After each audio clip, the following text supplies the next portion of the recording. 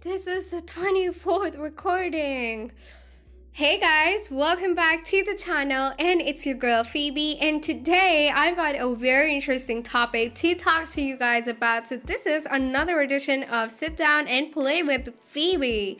So today we're going to be talking about a very sensitive topic that I have been planning for more than 2 weeks now, and that is of paywalls. That is because this is real money that you're investing in the game, and I don't want you guys to be investing on the wrong characters. So today I'm bringing you a comparison of all the paywalls, that is Friday 2099, Valkyrie, Enchantress, Kick Kaiju, Agent Venom, Quasar, Ironheart, Carnage, and Hyperion.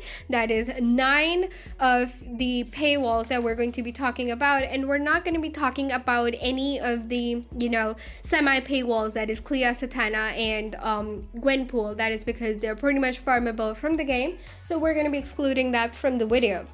Today, we're going to be, comparing the characters based on a few of the parameters that I have planned out, and we have 5 parameters that we will be discussing on today. So the 5 parameters are, the first one being the attack power or strength of the character, that is the number of hits that the character gives, and the value of attack, that is whether the character has a good attack value or not, and for that we have 2 points each. Next we have is the survivability parameter, in which we have 3 sub-parameters, that is the iframes and guard, the alliance conquest test, that is whether the character can survive in alliance conquest or not, and the Thanos test, whether the character is playable in Thanos or not. And the third one is the usage, that is how and where do you use which character. Do you use the character in alliance conquest or in ABX or anything apart from those two, that is like Shadowland, and which floors of Shadowland do you use it on. And the fourth parameter is the type of the character, whether you should take the character as a support character or whether the character is standalone itself, like it can play on its own and does not need the help of any other character. And the fifth parameter is the leadership parameter. But before I get started ranking the characters down, I'd like you guys to comment down below your favorite paywall. My favorite paywall is Enchantress. I totally love her. She has been my favorite ever since she's come into the game, but I like to know your guys' views as well. So now comment that down below and let's get started. So the 9th position that the paywalls, the 9th paywall that you definitely should not get. I don't know what should I say for this guy. He doesn't deserve any marks anymore. That is Hyperion. The guy is totally useless despite being at tier 2, and I would not ask you to, even think of getting this guy. Don't even look at him. He's a complete waste of money. And the marks that I'm giving to him is 2.5. That is completely because, I just want to show some respect towards the character. He totally lacks it. Don't get Hyperion, don't get him. Next one that I'd like to place on the 8th position is Carnage. Now, I know you'll be saying that I am ranking Carnage at a very low level, and I will agree to that also because I am using Carnage in ABX on Combat Super Villain Day, but despite that, I will give him a low ranking because he does not, pass through a series of tests that he should have. That is, number of hits on this guy is, well, okay, is good, but the value of attack is a bit low than you'd like him to be. I have given him a damage proc, but then the damage output is still less in comparison to many of the paywalls. He has okay amount of iframes. For that, I'll give him 1.5 marks out of 2, and he doesn't really survive a lot in Alliance Conquest, and he's okay. I give him marks obviously for ABX because he definitely, is a playable character for a lot of you guys who don't have Apocalypse. But if you are going for Carnage for Combat Super Villain Day, that is amazing, but I prefer you to go for Apocalypse as soon as possible. Now, moving on to the 7th paywall that you would buy would be Ironheart. Now, the reason I am placing Ironheart on 7th is because I'm awarding her 12.5 marks according to what you can see on your screen. The number of hits she has is definitely good enough. She has a lot of missile attacks. You know, she has very good amount of iframes, and you know, she has an okay survivability in Alliance Conquest. She's obviously not usable for ABX. She dies a bit quickly, but her leadership is damn good. I totally love her. For her leadership, I'm awarding her 2 marks in the type of character that is, whether she's a standalone or whether she is, you know, a support character. She is definitely not a standalone. She's a support character, so she gets 2 marks for that. Now, moving on to position number 6, I would like to place Quasar over there, the new cutie in town. I totally love to play with her, but she is still a bit squishy, so she gets 13 marks out of the total of 23. Her number of hits is good enough. She has a good area of attack, especially her 5th and 4th skill have you know, more targets than the rest of the paywalls below her, but her value of attack is less despite the fact that she has more area of attack. She is definitely good for Alliance Conquest, even if you don't build her with an invincibility obelisk. I have my Quasar with you know, an attacking obelisk, and I totally love her for that. So she's great with Alliance Conquest. She's okay with Ithano. She takes a bit time, but then that's okay.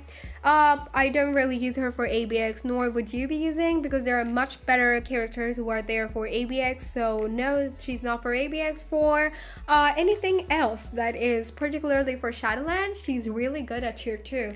I have used her on floors above floor number 15, so she is good. Her leadership totally sucks, as does suck a lot of characters, so she's okay with that. She's a very good support character, not to be taken as a standalone, so she gets 2 marks for that, and in total she gets 13 marks. Now, moving on to the next character that I would be like to place in the list, that is on, you know, position number 5, that is Agent Venom. Agent Venom is placed on the 5th number because he is a bit squishy at tier 1, but he's amazing at tier 2, along with his you know, regenerative abilities. I totally love Agent Venom. I tested him both at tier 1, since Osiris has Agent Venom and tier 1, and I tier 2'd him, and I could definitely see the difference. So one must tip is that you take Agent Venom to tier 2. He's good as a support character, but his leadership is really good. That is 30% increase of physical attack, which I totally like. In Alliance Conquest, he really sucks, so don't go for that. In ABX, he doesn't hold any usage anymore. For Shadowland, he's definitely good on higher floors. He has okay amounts of iframes, and his value of attack is also cool enough, so I'll be placing him on the 5th number. Moving on to number 4, that is Kid Kaiju. I totally like the character that you can see on your screens right now. That is Kid Kaiju. I totally love him. He's great to play with. He has got good amount of iframes. You know, if you take his uniform to Mythic, he's still amazing, though I'm not going to do that, of course, for my Kid Kaiju. He's also already good enough for me.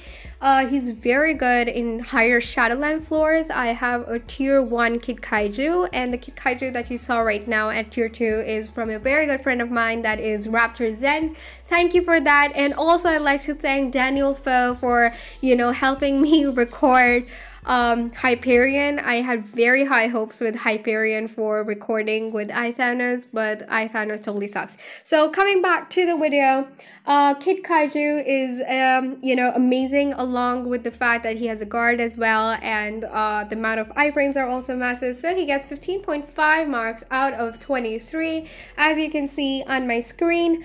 Moving on to the next one, we have Enchantress at number 3. She is, you know, for me at number 1. I totally love her, but when you award marks to her, you actually realize that she should be placed at number 3 because she has a good value of attack. She has a good guard.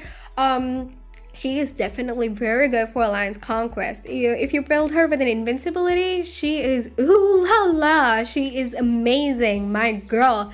But you know, If you give her an attacking obelisk, she might die out a bit quickly in Alliance Conquest. She has good amount of iframes. She has a very good that debuff dome for 1 second, the guard, and the best part about her, the charm. I totally love her charm. And MODOK is the only character who can, you know, take on the charm without anything else. So she is my love. When she came out, she was a really good character. And I'll now shut up talking about Enchantress because it's been enough. Moving on to the next character I'd like to be talking about is on place number 2. That is Valkyrie. Definitely Valkyrie steals the second spot. Because she is good for almost everything. Her value of attacks, her ability of playing, like you can choose any skill rotation with her. The best part about Valkyrie is the ease of playing with Valkyrie. You can easily, you know, use any skill rotation you like and clear off the floors with her, be it Shadowland or be it anything else. She has an amazing amount of iframes, and you know, she also has a guard, so she is an amazing character and gets 18 marks out of 23 in total. And now we will be moving on to obviously the best character in the game that you must get, that is a paywall, which is Spidey 2099 without any doubt. This guy is totally bomb. I totally love to play with Spidey 2099. He's amazing. The amount of iframes he has, he can be used in Alliance Conquest, doesn't die at all. The best part is that he is a spider, so he also has a web and has great crowd control. And you know, the Thanos test has been passed on with flying colors. He's a great standalone character. You don't, you know, need anybody else along with him. And he's just amazing. He has a great leadership. The guy is totally amazing. So Spidey 29 is a must have. And if you do not have him in your roster till now, I totally recommend you to get him at any moment possible that you're getting your bio subscription. So definitely get him. So that is all that I have for you guys. If you guys like to see the bloopers, because it took me a lot of effort to record this video, so if you like to see the bloopers, just wait on for a second as I finish off the video. I'm going to put the bloopers at the end. Thank you so much guys for watching. Bloopers! This is the 13th recording, and fuck it, I again forgot what to speak. So let's get started with the video. Oh shit, I forgot what to speak. Oh, fuck it. So that is all I have for you guys today. Thank you so much for watching, and I'll meet you guys next time. Bye bye.